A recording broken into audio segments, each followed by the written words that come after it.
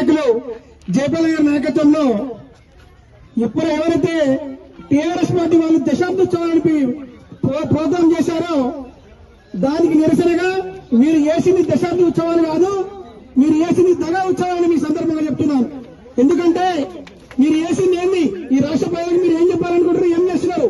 దశాబ్ద ఉత్సవాలు అని చెప్పి మీ యొక్క పార్టీ కార్యక్రమాలు, మీ యొక్క పార్టీ సింబల్ కోసం మళ్ళీ అధికారం రాని మళ్ళా దొంగకుట్ర వేసే ప్రోగ్రాం చేయడం అది పద్ధతి కాదు. దానికి నిరసనగా మేము ఈ రోజు షేర్లింగంపల్లి నియోజకవర్గంలో చందానగర్ నుంచి అంబేద్కర్ స్టాచ్యూ నుంచి ఈ రోజు షేర్లింగంపల్లి ఎంఆర్ఎస్ గారికి నిరసన ర్యాలీతో జయపాల్ నాయకత్వం రావడం జరిగింది. అలాగే మీరు చెప్పే మాటలు అన్ని బూటపు మాటలు. దళితులకు 3 ఎకరాలు ఇస్తా అని చెప్పి మోసం ఇవ్వలేదు, దళిత బంధు అందరికి ఇస్తా అంటే ఇవ్వలేదు, దాంతో పాటు నిరుద్యోగ వృద్ధి లేదు, కేజీటీ పీజీ విద్య అది ఫ్రీ లేదు, అన్ని అబద్దాలు చెప్పి నీ సొంత కుటుంబాన్ని స్వాభం కోసం నువ్వు ఈ రాష్ట్రాన్ని వెళ్తున్న ముఖ్యమంత్రి. అలాగే మీరు గుర్తుపెట్టుకోవాలి, లిక్కర్ స్కామ్ గురించి కూడా నీ బిడ్డ గురించి కూడా కాపాడుకున్నావు.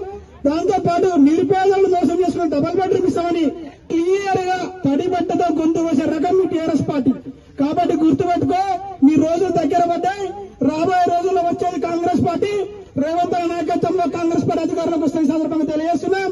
అలాగే ఇప్పటికైనా అలా ఇన్ని రోజుల నుంచి తెలంగాణ రాష్ట్రం ఏర్పడగా నుంచి తెలంగాణ తొలి అమరవీరుడు శ్రీకాంత్ తల్లిని ఎందుకు మర్చిపోయినావు?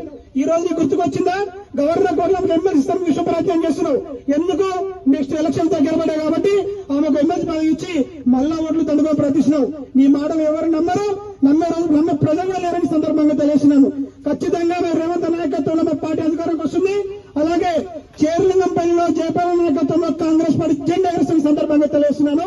జై కాంగ్రెస్.